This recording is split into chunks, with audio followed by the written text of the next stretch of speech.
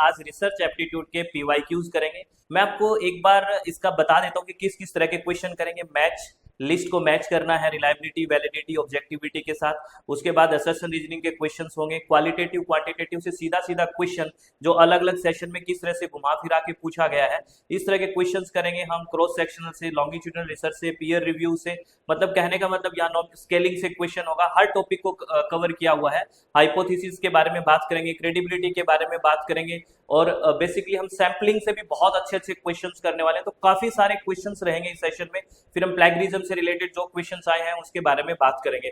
तो बहुत शानदार सेशन है, बढ़िया से सारी चीजों को समझना है। और आपकी स्क्रीन पे ये पहला जो क्वेश्चन मैं दिखा रहा हूँ ये सॉल्व क्वेश्चन है, मैंने मैच करके लिख दिया है सामने। जैसे रिलायबिलिटी के सामने ये वैसे 1 2 3 4 में नहीं लिखा, रिलायबिलिटी को मैच क्या किया है 3 के साथ। ये 3 देखना क्या है, ये डेफिनेशंस याद रखना। रिलायबिलिटी, वैलिडिटी, ऑब्जेक्टिविटी और नॉर्म से क्वेश्चंस आते हैं। ये बहुत कंफ्यूजिंग क्वेश्चन हो सकता है। रिलायबिलिटी यानी कि विश्वसनीयता को किसके साथ मैच करोगे, जहां कहां पे सबसे कम एरर हो। मिनिमाइजेशन ऑफ वेरिएबल एरर, यानी कि ये 1 2 3 4 ऐसा लिखा था, मैंने मैच करके लिख दिया है। ए के सामने आएगा 3, यानी ये किसका मिनिमाइजेशन करेगा, वेरिएबल ऑफ एरर, यानी कि त्रुटि का न्यूनीकरण, यानी परिवर्तनशील त्रुटि नहीं होगी। आपको पता है विश्वसनीयता, रिलायबल क्या होता है कि सेम रिजल्ट आ रहे हैं ना, सेम रिजल्ट आ रहे हैं बार बार। जो हम वेट वाला एग्जांपल ले रहे हैं, वैलिडिटी और रिलायबिलिटी में फर्क है। विश्वसनीयता मतलब वही चीज आ रही है बार बार, यानी कि मिनिमाइजेशन ऑफ वेरिएबल एरर। ए के साथ 3 मैच हो गया, ठीक है। और उसके बाद है वैलिडिटी। वैलिडिटी किसको हम वैधता की बात कब करते हैं, मिनिमाइज ऑफ कांस्टेंट एरर, यानी कि कोई भी स्थिर त्रुटि नहीं है ना, कांस्टेंट एरर किसी भी तरह का नहीं है, वैलिड है चीज। इस बात को समझना, इन दोनों को डिफरेंशिएट करना। तो बी के साथ हमने लिखा है 2, ए के साथ 3, बी के साथ 2, तो हमारे पास ऑप्शन है फर्स्ट, है ना। ये मैच करके ही लिखा हुआ है क्वेश्चन। ऑब्जेक्टिविटी में क्या होगा, जहां पे वस्तुनिष्ठता होगी और यानी कि सब्जेक्टिविटी नहीं होगी, सीधी सी बात है।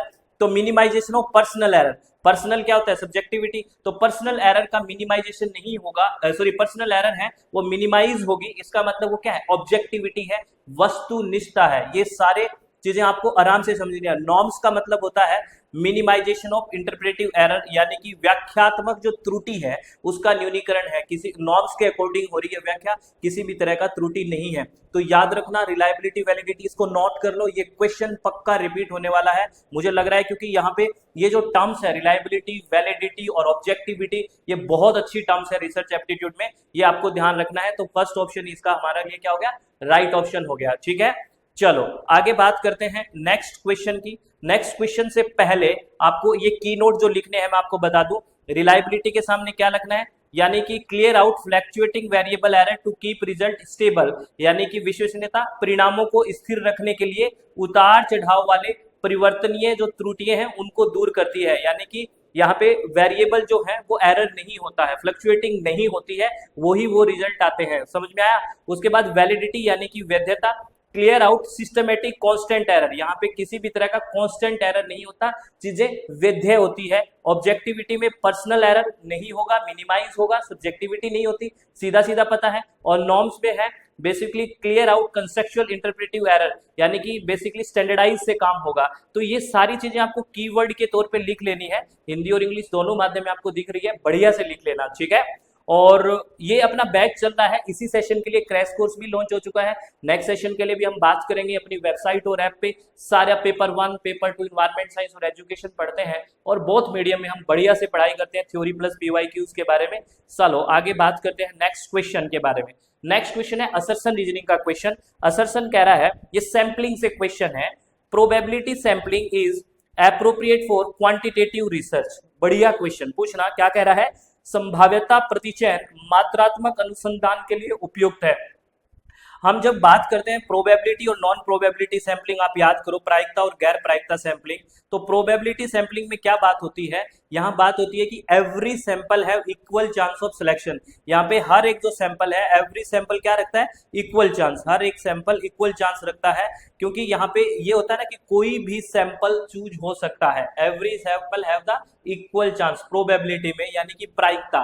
जैसे हमने सिक्का उछाला तो हेड या टेल आने की बराबर संभावना है, तो उसी तरह सैंपलिंग में जो प्रोबेबिलिटी या प्रायिकता होती है, इसका मतलब हर एक सैंपल का इक्वल चांस है सिलेक्शन होने का। और नॉन प्रोबेबिलिटी में क्या होता है, यहाँ पे हर एक जो सैंपल है वो इक्वल चांस नहीं रखता है। Every sample don't have the equal chance. जैसे मैं आपकी क्लास में आऊं, मैं कहूं कि मैं सिर्फ बॉयज से क्वेश्चन पूछूंगा, इट मींस मैं सारे स्टूडेंट से क्वेश्चन नहीं पूछ रहा, सिर्फ बॉयज से पूछ रहा हूं, है ना। तो अगर मैं ये बोलूं कि मैं आपकी क्लास में आके किसी भी स्टूडेंट से क्वेश्चन पूछ सकता हूं, तो किसी भी स्टूडेंट में तो कोई भी हो सकता है, तो किसी भी स्टूडेंट में एवरी स्टूडेंट फील कि मेरे से पूछ सकते हैं, मेरे से पूछ सकते हैं, तो इक्वल चांस हुआ। लेकिन नॉन प्रोबेबिलिटी में इक्वल चांस नहीं होगा। इसको अलग अलग भी हम पढ़ते हैं, आपको पता है ना। जैसे हम प्रोबेबिलिटी में कौन कौन सी बात करते हैं, रैंडम सैम्पलिंग, क्योंकि इक्वल चांस होगा। उसके बाद हम कौन सी पढ़ते हैं, रैंडम के सैम्पलिंग के बाद के स्ट्रेटिफाइड सैम्पलिंग पढ़ते हैं कि एकदम स्ट्रेटिफाइड। फिर हम उसका क्लस्टर बनाते हैं, क्लस्टर सैम्पलिंग पढ़ते हैं, सिस्टमेटिक सैम्पलिंग पढ़ते हैं। ये सारी सैम्पलिंग के बारे में बात करते हैं। फिर नॉन प्रोबेबल में बात करते हैं, जहां पे हमारा जजमेंट काम आता है, हमारा पर्पजिव, जजमेंटल, है ना, स्नोबॉल, ये सब बातें वहां पे होती है, ठीक है। और बेसिकली यहाँ पे जो क्लस्टर है, यहाँ तो क्लस्टर हो गया, गुच्छा सैंपलिंग, क्योंकि गुच्छा रैंडमली उठाते हैं, और वहां पे क्या होता है, कोटा सैंपलिंग नॉन प्रोबेबल में, याद करो। तो ये सारी चीज आपको याद होना चाहिए। तो यहाँ पे कह रहा है कि प्रोबेबिलिटी सैंपलिंग है एप्रोप्रिएट फिर क्वांटिटेटिव रिसर्च। बिल्कुल ठीक है, क्योंकि यहाँ पे इक्वल चांस होगा, वो मात्रा पे डिपेंड करेगा, क्वालिटी पे डिपेंड नहीं करता, जजमेंट पे काम नहीं करता प्रोबेबिलिटी, क्योंकि एवरी सैंपल इक्वल चांस रखता है। इस बात को गौर से समझिए, हर एक सैंपल का इक्वल चांस है, क्वांटिटी पे डिपेंड कर रहा है, कोई सब्जेक्टिविटी नहीं है, कोई यहाँ पे व्यक्तिनिष्ठता नहीं है। तो यहाँ पे ये बात बिल्कुल ठीक है। और ऐसा क्यों है, इसके पीछे रीजन देखिए।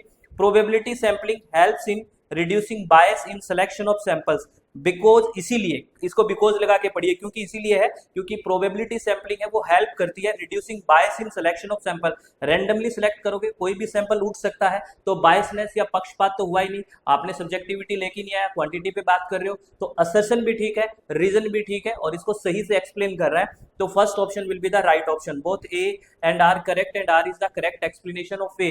बहुत शानदार क्वेश्चन है, प्लीज इसको समझ के अच्छे से आ गया ना, आप मेरे को कमेंट में पक्का बताना कि बढ़िया से समझ में आया कि नहीं आया। नहीं आया तो फिर बताना, फिर इसके बारे में डिस्कस करूंगा, ठीक है। चलो अब बात करें नेक्स्ट क्वेश्चन के बारे में।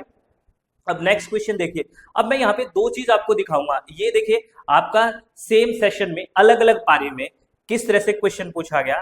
देखो, पहले पूछा गया qualitative research can be constructed as a research strategy that. अब दूसरा क्वेश्चन दिखा रहा हूं, देखिए क्या लिखा है, गुणात्मक अनुसंधान को ऐसी अनुसंधान रणनीति के रूप में समझा जा सकता है जो। ये क्वेश्चन पूछ लिया। अब आपको नेक्स्ट क्वेश्चन दिखाता हूं, सेकंड पारी में उसी सेशन में क्या पूछा गया, क्वांटिटेटिव, पहले क्वालिटेटिव पूछ लिया, फिर वो देखो क्या पूछा, quantitative research can be represented as research strategy that, मात्रात्मक अनुसंधान।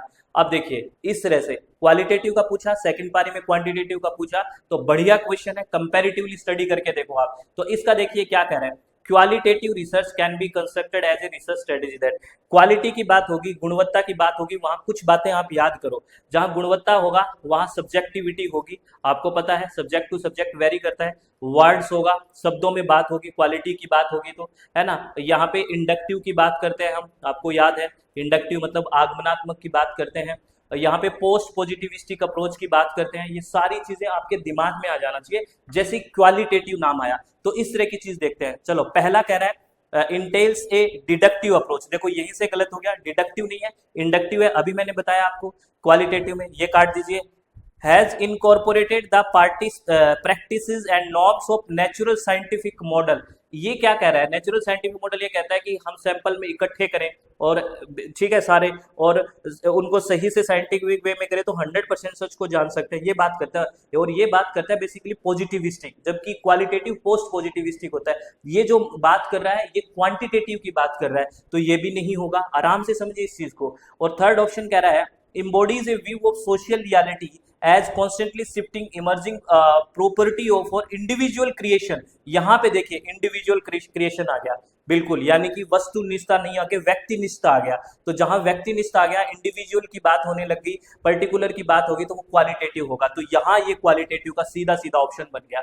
और लास्ट वाला देखो ऑब्जेक्टिव रियलिटी आ गई, तो ये नहीं आएगा क्योंकि सब्जेक्टिव होता है यहाँ पे, तो क्वालिटेटिव में। कितने बढ़िया शानदार ऑप्शन बनाए हैं, कितना शानदार क्वेश्चन बनाया है, ये समझिए। ये थर्ड ऑप्शन है वो राइट ऑप्शन होगा। आप हिंदी में पढ़िए, अच्छे से पढ़िए, बिल्कुल समझिए इस क्वेश्चन को, क्योंकि नेक्स्ट क्वेश्चन में इसी तरह की चीज खेली गई है। इसमें क्वांटिटेटिव की बात की है, नेक्स्ट क्वेश्चन में आपको दिखाता हूं उसमें क्या बात की है, क्वांटिटेटिव की। देखिए अब वही चीज हम क्वांटिटेटिव के लिए जस्ट और बातें पढ़ेंगे। क्या पढ़ेंगे, क्वांटिटेटिव की जब बात करते हैं यानी कि मात्रात्मक की बात करते हैं, तो आपको पता है डिडक्टिव आता है ना, निगमनात्मक होता है इंडक्टिव की जगह, है ना, पॉजिटिविस्टिक होता है पोस्ट पॉजिटिविस्टिक की जगह, यहाँ पे ऑब्जेक्टिविटी होती है, आपको ये पता है। यहाँ पे ये बोला जाता है कि 100% सच को माना जा सकता है अगर साइंटिफिक वे से काम करें, ये सब क्वांटिटेटिव में मात्रात्मक में माना जाता है। चलो अब इसमें बात करते हैं, इसको एलिमिनेट करिए। देखो ये कह रहा है embodies a view of social reality as a external objective reality. अब आप बताओ मुझे, क्वांटिटेटिव में ऑब्जेक्टिव होती है सब्जेक्टिव? हमने अभी थोड़ी देर पहले बताया क्वांटिटेटिव में ऑब्जेक्टिव रियलिटी की बात होती है वस्तुनिष्ठता पे, क्योंकि वो डेटा पे काम करता है, नंबर्स पे काम करता है, वो क्वालिटी पे काम नहीं करता, वर्ड्स पे काम नहीं करता, सब्जेक्टिव पे काम नहीं करता, ऑब्जेक्टिव पे करता है। तो यही ऑप्शन हमें मिल गया ऑब्जेक्टिव रियलिटी से, यही ऑप्शन। बाकी ऑप्शन मैं आपको पढ़ के दिखा रहा हूँ, देखना। Emphasise an inductive approach, inductive नहीं है आपको पता है, अभी बात की है क्वांटिटेटिव में डिडक्टिव होती है, क्वालिटेटिव में इंडक्टिव होती है, ठीक है। उसके बाद has rejected the practice and norms of natural scientific model. आप बताओ, ये नेचुरल साइंटिफिक मॉडल को रिजेक्ट नहीं करता, एक्सेप्ट करता है। ये कहता है कि अगर डेटा हमारे पास सफिशिएंट मात्रा में है और 100% उसको सही से करें, 100% सच को जान सकते हैं, पॉजिटिविस्टिक अप्रोच की बात करते हैं ना, तो ये रिजेक्ट नहीं करता। तो ये भी कट गया। देखो, imbibed view of social reality as a constant shifting emerging property of individual creation. Individual यानी कि सब्जेक्टिव की बात होगी यहाँ पे, तो वो तो हमने क्वालिटी की बात करी, वो क्वालिटी में ऑप्शन से गया था, तो ये भी कट गया। तो देखिए दोनों क्वेश्चन किस तरह से पूछे गए, किस तरह से ऑप्शन सेट किए गए, बढ़िया क्वेश्चन है। तो इन चीजों को आप लिख के रखो। क्वालिटेटिव क्वांटिटेटिव का मैंने सेपरेटली वीडियो भी यहाँ बनाया हुआ है, आप देखोगे ना, difference between qualitative and quantitative research by doctor Mukesh Goyal, इसी चैनल पे है, तो आपको मिल जाएगा प्रॉपरली, ठीक है, कि कहाँ सब्जेक्टिविटी है कहाँ ऑब्जेक्टिविटी है, वो आपको देखना है, अच्छे से समझना है, ठीक है। चलो आगे बात करते हैं नेक्स्ट क्वेश्चन में। नेक्स्ट क्वेश्चन क्या कहता है, देखिए। अब यहाँ पे भी देखिए, यहाँ आपको अगर याद है तो हम कई तरह की रिसर्च पढ़ते हैं, प्लीज थोड़ा सुनिए चीज को। हम फंडामेंटल रिसर्च पढ़ते हैं, ठीक है ना, याद है आपको। हम अप्लाइड रिसर्च पढ़ते हैं, हम एक्शन रिसर्च पढ़ते हैं, ठीक है, हम हिस्टोरिकल रिसर्च पढ़ते हैं, हम क्रॉस सेक्शनल रिसर्च पढ़ते हैं और उसके साथ लॉन्गिट्यूडनल रिसर्च पढ़ते हैं। अब यहाँ दोनों से क्वेश्चन पूछा गया है अलग अलग पारी में, एक बार क्रॉस सेक्शनल से और एक लॉन्गिट्यूडनल रिसर्च से। मैं आपको एक कीवर्ड लिखाता हूं हमेशा, देखिए यहाँ क्या है, देखिए, सर्वे research on a sample at a single point in time. यहाँ देखिए सिंगल पॉइंट टाइम है, वन पॉइंट ऑफ टाइम है। अगर मैं आपको बात करता हूँ कि अगर वन पॉइंट ऑफ टाइम हो और जहां सैंपल कर रहे हैं, यानी कि सैंपलिंग साइट अलग अलग हो, है ना, इंडिविजुअल्स अलग हो और वन पॉइंट ऑफ टाइम हो, तो वहां कौन सा होता है, cross sectional, one point of time. कि मैं तो आज ही आया हूं, चाहे मुझे अलग अलग फील्ड से सैंपलिंग करा दो, आज ही सैंपल लेके जाऊंगा, तो वो कौन सा होता है, क्रॉस सेक्शनल। क्या होता है, क्रॉस सेक्शनल। अब मैं इसी कीवर्ड से एक सेकंड क्वेश्चन सेकंड पारी में पूछा गया, है ना, देखिए ये क्या क्वेश्चन पूछा गया, मैं आपको क्वेश्चन दिखाता हूं। अब यहां देखिए, qualitative content analysis of document relating to different time period, वहां था वन पॉइंट ऑफ टाइम, और यहां देखिए डिफरेंट टाइम पीरियड है, डिफरेंट टाइम पीरियड है, लेकिन इंडिविजुअल एक है। कि मान लो ये कोई खेत है और इसी से सैंपलिंग मुझे करनी है, ठीक है, और मैं आज 3 महीने में, फिर 3 महीने बाद करूंगा, फिर 3 महीने बाद करूंगा, प्री मानसून पोस्ट मानसून, यहाँ से सैंपल इकट्ठे करूंगा। यानी कि मेरा जो डिफरेंट टाइम पीरियड तो डिफरेंट है, लेकिन इंडिविजुअल मेरा सेम है। तो इस तरह को कहते हैं लॉन्गिट्यूडिनल। क्या कहते हैं, लॉन्गिट्यूडिनल अनुदैर्ध्य। तो आपको डिफरेंस समझ में आया क्रॉस सेक्शनल और लॉन्गिट्यूडिनल में। देखो ऑप्शन में इसमें क्रॉस सेक्शनल भी दिया हुआ है कि आप कंफ्यूज हो जाओ, और उसमें भी देखो क्या है, उसमें देखो लॉन्गिट्यूडिनल भी दिया हुआ है कि आप कंफ्यूज हो जाओ। तो याद रखना, ये कीवर्ड आप नोट कर लो, जहां सिंगल पॉइंट ऑफ टाइम आए, वन पॉइंट ऑफ टाइम आता है, वहां होता है क्रॉस सेक्शनल, और जहां डिफरेंट टाइम आता है वो होता है लॉन्गिट्यूडिनल रिसर्च। वो एग्जाम्पल खेत वाला जो हम पढ़ते हैं वो याद करो, बहुत शांति से याद आ जाएगा, और बढ़िया क्वेश्चन है। कंपैरेटिवली देखो हर पारी में किस तरह से आपसे क्वेश्चंस पूछे जा रहे हैं, ठीक है। अब आगे बात करते हैं नेक्स्ट क्वेश्चन। ये भी बड़ा शानदार क्वेश्चन है a process in which scientific research and ideas are evaluated by experts of the field is called. क्या कह रहा है, वह प्रक्रिया जिसमें वैज्ञानिक शोध और प्रत्ययों का विषय के विशेषज्ञों द्वारा मूल्यांकन किया जाता है, उसे क्या कहा जाता है। विषय के विशेषज्ञ उस चीज का मूल्यांकन करेंगे जो आपने काम किया है, उसको क्या कहेंगे, this is called peer review. क्या बोलते हैं इसको, याद रखना, इसको पीयर रिव्यू बोलते हैं, समकक्षी समीक्षा पीयर रिव्यू बोलते हैं। बहुत वेरी वेरी नाइस क्वेश्चन है। आपसे पीयर रिव्यू ऐसा है ना, जब पेपर लिखते हो तो बहुत नाम सुनोगे, पीयर रिव्यू है ना, ये याद रखना। इसका थर्ड ऑप्शन है वो राइट ऑप्शन है, ठीक है। चलो आगे बात करते हैं। अच्छा, इसमें देखो मैं एक कंसेप्चुअल रिव्यू भी उसमें ऑप्शन था, हम डिस्कस कर लेते हैं। पीयर रिव्यू, जनरल रिव्यू, इनमें डिफरेंस क्या है। अगर हम कंसेप्चुअल रिव्यू की बात करें तो कंसेप्चुअल रिव्यू क्या है, is the initial idea for a new product और फीचर एंड इट्स इम्प्लीमेंटेशन, यानी कि अवधारणा समीक्षा एक नए उत्पाद या सुविधा और उसके कार्यान्वयन के लिए प्रारंभिक विचार है। यानी कंसेप्ट रिव्यू है, इनिशियल जो आइडिया होता है किसी भी नए प्रोडक्ट और फीचर के लिए जो हमें इंप्लीमेंट करना है, उसका जो इनिशियल आइडिया होता है that is called conceptual review, ये याद रखना है, कंसेप्ट रिव्यू। उसके बाद पीयर रिव्यू जो हमने बात की, जो ऑप्शन का आंसर गया, is the system use to assess the quality of a manuscript before it is published. सहकर्मी समीक्षा वह प्रणाली है जिसका उपयोग किसी पांडुलिपि के प्रकाशित होने से पहले उसकी गुणवत्ता का आकलन करने के लिए किया जाता है, कि आपका कोई मैन्युस्क्रिप्ट पब्लिश हो रहा है उससे पहले उसकी क्वालिटी चेक करना, दिस इज पीयर रिव्यू। और general review means site visit to the project site at interval appropriate to the stage, यानी कि सामान्य समीक्षा का अर्थ क्या है, चरणों के उपयुक्त अंतराल पर परियोजना स्थल पर या साइट का दौरा करना, इंटरवल के दौरों पे जाके देखना कि क्या काम हो रहा है, वो रिव्यू करना, ये जनरल रिव्यू होता है। तो प्लीज ये परेशान होने का टाइम नहीं है, चीजों का समझने का टाइम है, आराम से टिक के समझो चीजों को कि है क्या, कंसेप्ट को समझने की कोशिश करो, तभी बात बनेगी, नहीं बात बिगड़ जाएगी। ठीक है, चलो बहुत बढ़िया। नेक्स्ट क्वेश्चन, ये हम स्केल की बात करते हैं, nominal scale, ordinal scale, ratio scale और इंटरवल स्केल की बात करते हैं। आपको याद है, मैं आपको एक बॉक्स बना के समझाता हूँ ऐसे, है ना, वो याद आया, एक एग्जांपल लेके बहुत सिंपल तरीके से हम बात करते हैं। तो अब आपसे क्वेश्चन पूछा है नॉमिनल स्केल को किसके साथ मैच करोगे, यानी कि नामित या नाम मात्र के साथ। आपको पता है ये कैटेगरीज के बारे में बताता है सिर्फ और सिर्फ, है ना, मेल फीमेल नेम इसके बारे में बताता है। तो ए के साथ मैं सीधा सीधा 3 को मैच कर दूंगा, और ए के साथ जैसे ही 3 को मैच करते हैं तो 2 ऑप्शन तो हमारे कट गए। अब देखते हैं बी के साथ क्या मैच होगा। बी है हमारे पास ऑर्डिनल, यानी कि कर्मिक, ओल्डर वाला याद करो ऑर्डिनल। तो ऑर्डिनल के साथ क्या मैच करोगे, place item from least to most और लोवेस्ट टू हाईएस्ट। ऑर्डर तो यही होता है ना, वस्तुओं को निम्नतम से उच्चतम क्रम में व्यवस्थित करना, ऑर्डर में लगाना, क्रम में लगाना। तो बी का 1 हो गया, सीधा सीधा हो गया, सीधा सीधा आंसर है। तो ए का 3, बी का 1, तो राइट ऑप्शन फर्स्ट ही हो गया।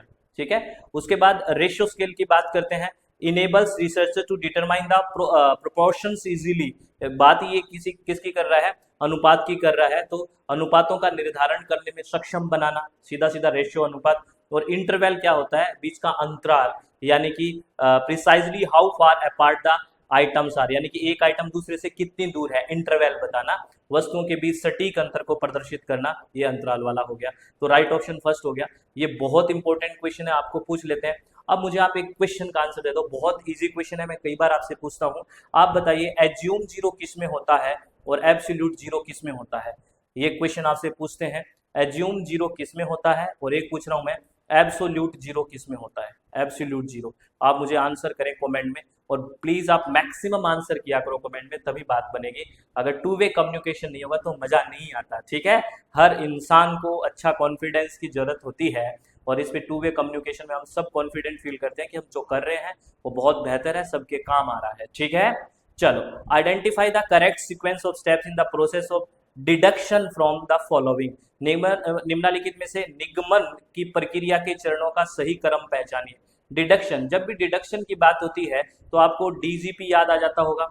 डिडक्शन में जनरल से पर्टिकुलर, यानी कि हम विशेष से नहीं सामान्य से विशेष की तरफ जाएंगे। और यहाँ पे सामान्य ढूंढिए क्या है, सामान्य यहाँ पे थ्योरी है, थ्योरी तो जनरलाइज होती है, सबसे पहले ये होगा और उसके बाद हम विशेष पे जाएंगे। तो जैसे ही हमारे पास थ्योरी आती है, और थ्योरी आते ही तो देखो सी ऑप्शन सबसे पहले, ये कट गया और ये कट गया, हमारे पास 2 और 4 बच गया। उसके बाद क्या करोगे, जैसे आपने थ्योरी सोची कि ये थ्योरी है, उस थ्योरी के बेसिस पे क्या है, हाइपोथेसिस क्या करेंगे, हाइपोथेसिस फॉर्मुलेशन होगा कि हम अवधारणा का या परिकल्पना का निर्माण करेंगे, बिल्कुल सी के बाद ई आएगा, और सी के बाद ई आती है हमारे पास सेकंड ऑप्शन हो गया। जैसे ही हम हाइपोथेसिस बनाएंगे फिर हमारा डेटा कलेक्शन होगा, फिर डेटा कलेक्शन से हम एनालिसिस पर क्या करेंगे तो फाइंडिंग आएगी, हमारा रिजल्ट आएगा, आ गया।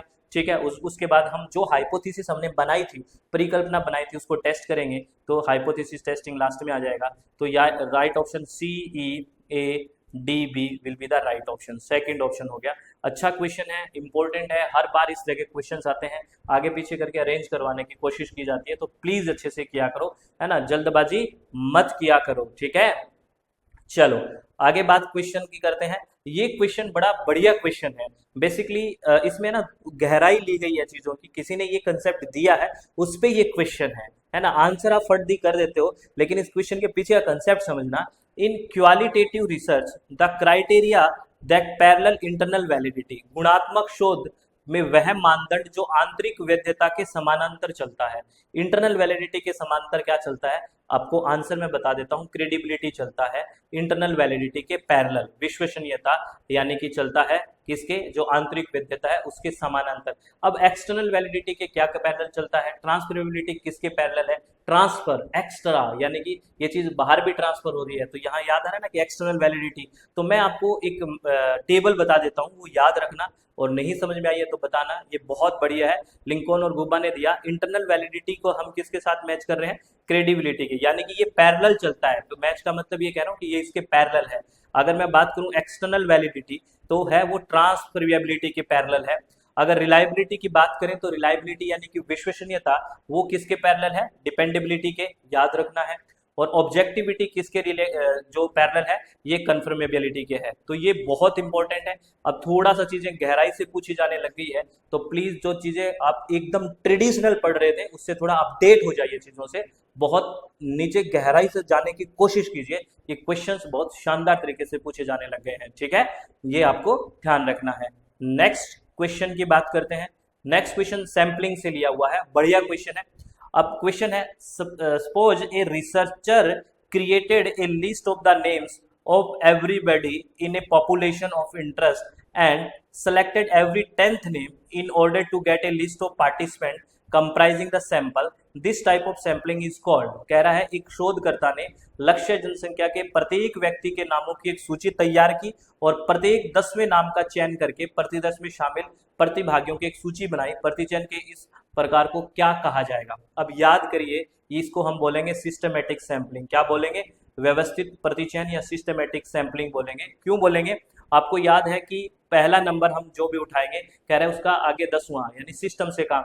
मैं आपको एक एग्जांपल लेके बताता रहता हूँ ना, कि जैसे मान लो 50 की पॉपुलेशन है, अब मुझे 5 सैंपल उठाना है और मैं 10 का इंटरवल रखूंगा। तो जैसे मान लो मैंने पहला उठाया, तो दूसरा 11वां, तीसरा 21वां, चौथा 31वां, पांचवा 41वां। मान लो मैंने पहले 5वां उठाया, 5वां, 15वां, है ना, 25वां, 35वां, 45वां, यानी कि देखिए 10-10 का गैप है, पहले नंबर पे डिपेंड कर रहे हैं, सिस्टमेटिकली काम कर रहे हैं, तो ये सिस्टमेटिक सैंपलिंग हो गया, है ना, समझ में आया वो एग्जांपल। तो आप मुझे अब एक आंसर भी कर दो, इतना मेरा भी हक है, मैं आपसे क्वेश्चन पूछूं, आप बताओ ये प्रोबेबल सैंपलिंग है सिस्टमेटिक सैंपलिंग या नॉन प्रोबेबल, ये प्रायिकता है या गैर प्रायिकता नमूनाकरण है सिस्टमेटिक सैंपलिंग, आपको ये कमेंट में पक्का बताना है, ठीक है। आप बिल्कुल अपने एथिकल विचारों के साथ चलिए कि ठीक है मुझे आंसर करना चाहिए कि नहीं करना चाहिए, अपने आप से पूछिए, तब समझ में आएगा, ठीक है। फ्रस्ट्रेट होने की जरूरत नहीं है, काम करने की जरूरत है, सब बहुत बढ़िया है, ठीक है। चलो आगे बात करते हैं। नेक्स्ट क्वेश्चन, ये भी आपको क्वेश्चन दिख रहा है, ये बेसिकली उसी से आ गया, सैंपलिंग से। When a researcher divide the entire population in a section, it is called as, जब कोई शोधकर्ता पूरी जनसंख्या को खंडों में विभक्त करता है तो उसको क्या कहते हैं। तो आपको याद करो, जब हम बात करते हैं, केले वाला एग्जांपल लेते हैं, इसका एग्जांपल होगा क्लस्टर सैंपलिंग। क्या होगा, क्लस्टर सैंपलिंग होगा, यानी कि गुच्छा उठाना। और गुच्छा कब उठाएंगे, जब हमारे पास लार्ज पॉपुलेशन साइज है और उसमें से इंटायर सेक्शन एक उठा लेते हैं, तो वो होता है क्लस्टर सैंपलिंग, है ना, गुच्छीय प्रतिचयन, ठीक है। इसका राइट ऑप्शन सेकंड हो गया। याद आया क्या आपको। मेरे को बहुत अच्छा लग रहा है आपको ये बताते हुए कि नॉन प्रोबेबल और प्रोबेबल से बहुत क्वेश्चन आ रहे हैं। प्लीज ध्यान से समझो इस कंसेप्ट को, क्या बढ़िया से समझ में आ रहा है। अब इसका भी बता दो, क्लस्टर सैंपलिंग किस में है, प्रोबेबल में या नॉन प्रोबेबल में, प्लीज। और आप जब लिखोगे ना आपका आंसर, तो आप ये मत सोचिए कि आप परेशान होगे, आपका कुछ चला जाएगा, नहीं, आपका नॉलेज है एनहांस होगा, आपका जो डर है, भय है, वो निकलेगा कि अच्छा मैं अच्छा ठीक है, कोई आके बताएगा कि ये ठीक है कि नहीं। आपस में पढ़ाई की बातें होनी चाहिए कमेंट में ना, और जब हम ज़्यादा से ज़्यादा पढ़ाई पे काम करेंगे, डिवोट करेंगे, तो कितने अच्छे रिजल्ट्स आएंगे। दिक्कत तो कुछ रहेगी नहीं ना, बस वो दिक्कत ही तो नहीं रहनी चाहिए ना। आगे बात करते हैं नेक्स्ट क्वेश्चन पे। नेक्स्ट क्वेश्चन कह रहा है, एक conceptual hypothesis is drawn from the implication of a, संकल्पनात्मक परिकल्पना निम्नलिखित में से किस निहितार्थ से ली गई है, यानी कि कंसेप्चुअल हाइपोथेसिस किस से लिया गया है। कंसेप्चुअल हाइपोथेसिस कोई थ्योरी से ही लोगे, सीधी सी बात है, सिद्धांत। राइट ऑप्शन क्या आएगा इसका, theory will be the right option. ये सीधा सीधा क्वेश्चन है, इसमें कोई बड़ी बात नहीं है, मैं आपको बता देता हूं। एक conceptual hypothesis tells us what the concept means, while an operational hypothesis only tells how to measure it, यानी कि दो की बात करते हैं ना, एक कंसेप्चुअल हाइपोथेसिस और एक ऑपरेशनल हाइपोथेसिस। ये कंसेप्चुअल हाइपोथेसिस हमें बताता है व्हाट द कंसेप्ट मींस, इस कंसेप्ट का मतलब क्या है कंसेप्चुअल, जबकि ऑपरेशनल जो हाइपोथेसिस हमें बताता है हाउ टू मेजर इट, कि इसको मापना कैसे है, ऑपरेट कैसे करना है, ये ध्यान रखना इन शब्दों का, ठीक है। चलो अब मैं कई 6 हम फॉर्म पढ़ते हैं हाइपोथेसिस की, कुछ याद कीजिए, इसके एग्जाम्पल याद कीजिए जो बहुत इंपॉर्टेंट हम बात करते हैं। Simple hypothesis, complex hypothesis, empirical hypothesis, null hypothesis, है ना, और alternative hypothesis, logical hypothesis, statistical hypothesis, ये इंपॉर्टेंट है। These are 6 most common hypothesis, है ना। इनके बारे में एक एक लाइन आपको पता होना चाहिए, एग्जाम्पल जो हम समझते हैं वो भी आपको सबको पता होना चाहिए, ठीक है। चलो नेक्स्ट क्वेश्चन, ये मैं हाइपोथेसिस से एक क्वेश्चन पूछ रहा हूँ, बहुत बेसिक क्वेश्चन है लेकिन ध्यान से समझना। क्वेश्चन है, when a particular statistics in a research situation is evidently declared to be significant है, ध्यान रखना, which of the following decision will be considered tenable, जब किसी शोध स्थिति में किसी विशेष आंकड़े को स्पष्ट रूप से महत्वपूर्ण घोषित किया जाता है तो निम्नलिखित में कौन सा निर्णय तर्क संगत माना जाएगा। जब आपको पता है सिग्निफिकेंट है, यानी कि वेरिएबल चेंज हो रहा है एक के बाद एक, सिग्निफिकेंसी का जब याद है ना आपको 5% और ये कुछ बात करते हैं, कुछ याद करो, तो आपको पता है जैसे ही सिग्निफिकेंट होता है तो जो नल हाइपोथेसिस होती है, एच नोट होती है, वो रिजेक्ट हो जाएगी, है ना, ऐसा ही होता है जब सिग्निफिकेंट होती है तो। और जैसे ही नल हाइपोथेसिस रिजेक्ट होती है तो आपको पता है ऑल्टरनेटिव हाइपोथेसिस होती है वो एक्सेप्ट हो जाती है, ये पता ही है। चलो ऑप्शन में चूज कर लो, इतनी सी बात है। चलो पहला कह रहा है नल हाइपोथेसिस इज रिजेक्टेड, ये तो हमने बात ही की है, सिग्निफिकेंट है तो नल हाइपोथेसिस रिजेक्ट हो जाएगी, पहला सही। दूसरा अल्टरनेटिव हाइपोथेसिस एक्सेप्ट, जैसे ही नल हाइपोथेसिस रिजेक्ट होगी अल्टरनेटिव हाइपोथेसिस तो ऑटोमेटिकली एक्सेप्ट हो जाएगी, ठीक है, दो ठीक हो गए। तीसरा नल हाइपोथेसिस इज एक्सेप्टेड, नहीं, नल हाइपोथेसिस रिजेक्ट होगी। अल्टरनेटिव हाइपोथेसिस रिजेक्ट, नहीं, नल अल्टरनेटिव हाइपोथेसिस एक्सेप्ट होगी, ये भी काट दो। और null hypothesis along with alternative hypothesis are accept, दोनों एक साथ एक्सेप्ट नहीं हो सकती, ठीक है। नल हाइपोथेसिस रिजेक्ट तभी अल्टरनेटिव हाइपोथेसिस एक्सेप्ट होगी, तो राइट ऑप्शन ए और B will be the right option, तो fourth option will be the right. तो ये ऐसे क्वेश्चन आते हैं, तो ऐसे क्वेश्चन को आप हैंडल कर लेते हैं बहुत आराम से, हाइपोथेसिस से, परिकल्पना से क्वेश्चंस आते हैं। अब मुझे आप प्लीज एक बार ये बता दो, अल्फा और बीटा एरर पढ़ते हैं हम, है ना, टाइप 1 और टाइप 2 एरर भी पढ़ते हैं, जब भी बेसिकली इसका ख्याल आता है किसका, हाइपोथेसिस का, तो टाइप 1 और टाइप 2 एरर की हम बात करते हैं, अल्फा या बीटा एरर के बारे में। तो आप इसके बारे में कितना जानते हैं, आप मुझे एक बार बता तो दीजिए प्लीज, कितना जानते हैं। इतना तो मेरा हक है कि नहीं कि मैं आपसे पूछूं कि कितना जानते हैं, है ना, क्या हक है सर, पता नहीं। अगर आप नहीं समझते तो आप मत आंसर करो, अगर समझते हो कि हमें कम्युनिकेट करना चाहिए, आप समझते हो कि आंसर करना चाहिए तो करिए, ठीक है। तो प्लीज इससे चीजें ठीक ही होगी, खराब कुछ नहीं होगा, ठीक है। चलो बहुत बढ़िया, आगे बात करते हैं नेक्स्ट क्वेश्चन के बारे में। नेक्स्ट क्वेश्चन कह रहा है, if a researcher want to select a sample from a population such that each member in the population of interest has an equal chance of being selected in the sample, the researcher is following। क्या कह रहा है, यदि एक शोधकर्ता जनसंख्या से प्रतिदर्श का चयन इस प्रकार से करना चाहता है कि लक्ष्य जनसंख्या में प्रत्येक सदस्य को प्रतिदर्श चयन में समान अवसर प्राप्त होता है, तो इस शोध का प्रतिदर्श चयन निम्नलिखित में से कौन सा होगा। मतलब equal chance, every sample have the equal chance, तो सीधा सीधा है रैंडम सैंपलिंग हो जाएगी सर, इतना टाइम लगाने की जरूरत ही नहीं है, यादृच्छिक हो जाएगी, है ना। ये बाकी जो है कोटा सैंपलिंग, कन्वीनियंस सैंपलिंग और पर्पजिव सैंपलिंग, ये सारी की सारी आपको पता है नॉन प्रोबेबल है। अब तो लिख लो कि कौन सी प्रोबेबल है कौन सी नॉन प्रोबेबल है, इतनी बात बता दी आपको। ये सारी की सारी गैर प्रायिकता वाली है, जहां पे every sample don't have the equal chance. और अभी हमने बात की थी जब ये वाली आती है नॉन प्रोबेबिलिटी, गैर प्रायिकता वाली, तो क्या होगा, क्वालिटेटिव में यूज करेंगे ज्यादा, है ना। और जो रैंडम वगैरह होगी वो किस में करेंगे, क्वांटिटेटिव में। ये सब कंसेप्ट आप जोड़ पा रहे हो ना बिल्कुल अच्छे से, एक बार ये कंसेप्ट समझ लोगे ना, हर यूनिट में ज्यादा नहीं है, 40-50 कंसेप्ट ऐसे होते हैं कंसेप्ट, वो आप जोड़ लो, फिर बार बार भागने की जरूरत ही नहीं है कहीं पे भी। आप बढ़िया से उन कंसेप्ट को पढ़िए, रिवाइज करिए और चीजें हो जाएगी ठीक। हम क्या करते हैं, रिसोर्स की अवेलेबिलिटी बहुत ज्यादा है जो भी बता रहा है, और ओवरलोडेड ऑफ इंफॉर्मेशन हो जाता है, और इतनी ज्यादा ओवरलोडेड ऑफ इंफॉर्मेशन होने की वजह से हम चीजों को रिटेन ही नहीं कर पाए, और रिटेन नहीं कर पाने से अप्लाई नहीं कर पाए। अब आपको आपका क्षमता तो है कि मैं 10 किलो वजन उठाऊं, अब आपको मैं 1 क्विंटल वजन उठा के चलूंगा तो नीचे दब के गिर जाओगे, सीधी सी बात यही है ना। तो जितना हम रिटेन कर पाए चीजों को, जितना रिटेन करेंगे, रिमेंबर करेंगे, अंडरस्टैंड करेंगे, तभी चीजों को अप्लाई करने सीखेंगे ना। आप थ्योरी पढ़िए मत, सिर्फ थ्योरी को, अब ब्लूम्स टैक्सोनॉमी पढ़ लिया लेकिन उसको जीवन में अप्लाई करिए कि अच्छा ऐसे चीजें करनी है, ऐसे करनी है, ये अप्लाई। कुछ चीजें लीनियर नहीं चलती, वो तो क्रिटिसिज्म वहां भी होता है, लेकिन हम अपने आप को तो मैनेज करें ना, कि कितना चीजें मैं कर सकता हूँ, कितना मुझे आना चाहिए, है ना। ये आप डिसाइड करोगे ना। वो पढ़ा रहा है वहां पढ़ लिया, मैं पढ़ा रहा हूँ वहां पढ़ लिया, ये पढ़ा रहा है वो पढ़ा लिया, इतना सारा इन्फॉर्मेशन हो गई इकट्ठी, अब क्या करोगे इस इन्फॉर्मेशन का जब रिटेन ही नहीं कर पाए। ठीक है, तो बी सिलेक्टिव, है ना, थोड़ा सा चीजों को समझने की कोशिश करिए कि मुझे एग्जाम ओरिएंटेड पढ़ना है। अब आप ये मानते हो कि मैं आज ही रिसर्च कर लूँ सब कुछ, है ना, हर टॉपिक पे, ऐसा पॉसिबल नहीं है। पीएचडी करने में एक टॉपिक में भी बहुत टाइम लगता है, आपको पता है ना। तो आप पहले एग्जाम के लिए तो तैयार हो जाइए ना, पास के लिए तैयार हो जाइए, पहले नेट के लिए अपने आप को तैयार, जेआरएफ के लिए तैयार कीजिए कि हाँ अब मैं ये कर लूंगा, फिर बात होती है, पहले एग्जाम क्लियर करिए फिर रिसर्च करिए। तो पहले कंसेप्ट को उनको समझिए, इकट्ठा करिए कि इस यूनिट में कितने कंसेप्ट है, इस यूनिट में कितने हैं, ये है, फिर रिवाइज कीजिए, हो जाएगा सिलेक्शन, कंटिन्यूटी करिए। बात समझ रहे हो। बस सिलेक्शन के लिए यही चीजें जरूरी है, और बाकी ऐसा नहीं है कि कुछ बहुत अलग करना पड़ता है, बस अलग सोच के अलग तरीके से काम करना पड़ता है इसी टाइम पीरियड में, वो आपको करना पड़ेगा। अगर आप नहीं करोगे तो चीजें खराब होगी, है ना, और होती आ रही है, अभी आप समझ ही रहे हो।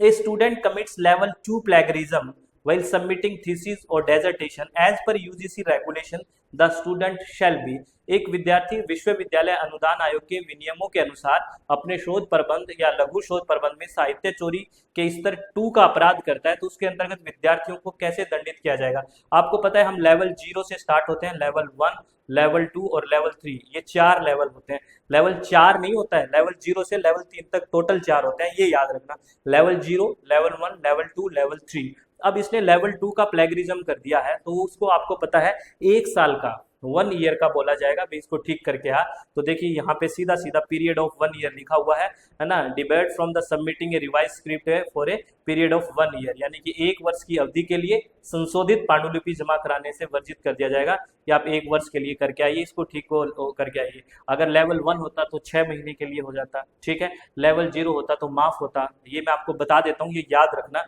आपसे ये भी पूछा लेते हैं कि कितना माफ किया गया है। जैसे अगर सिमिलर, ये लेवल 0 है, ये वाला है ना, लेवल लेवल 0 है, यहाँ पे एक्सक्लूड किया गया है, यानी कि 10% तक अगर प्लेगरिज्म है, यानी 10% तक सिमिलरिटी है तो कोई इश्यू नहीं है ना। अगर सिमिलर लेवल 1 है जिसमें 10 से 40% है, लेवल 2 है 40 से 60% है, और लेवल 3 है 60% और उससे अबव है, तो ये लेवल 3 हो जाएगा। तो अगर लेवल 0 है तो कोई बात नहीं, है ना, चल जाएगा। लेवल 1 है तो आपको क्या करा गया, 6 महीने के लिए आपको एक्सीडिंग 6 मंथ, लेवल 1 में 6 मंथ है, लेवल 2 में 1 ईयर है, ठीक है ना, 1 साल है, और लेवल 3 कर दिया तो आप क्या करेंगे, आपके साथ कुछ कर ही नहीं रहे आप तो।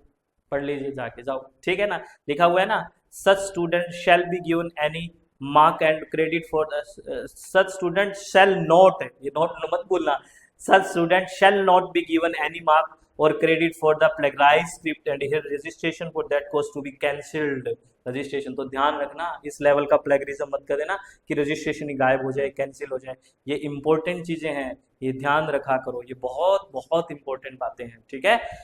चलो भाई, बहुत नोट कर लिया करो साथ साथ, अगर बढ़िया लगे बात तो। आगे क्वेश्चन है, the research method which focus on establishing casual relationship with control among variable independent moderate and dependent is called. तो जैसे ही बात आती है वेरिएबल्स की, इंडिपेंडेंट डिपेंडेंट की, और वहाँ कंट्रोल करने की बात आती है तो आपको लैब की याद आती होगी। लेबोरेटरी में हम क्या करते हैं, कंडीशन को कंट्रोल करते हैं, यानी कि एक्सपेरिमेंट जब करते हैं तो this will be the experimental method.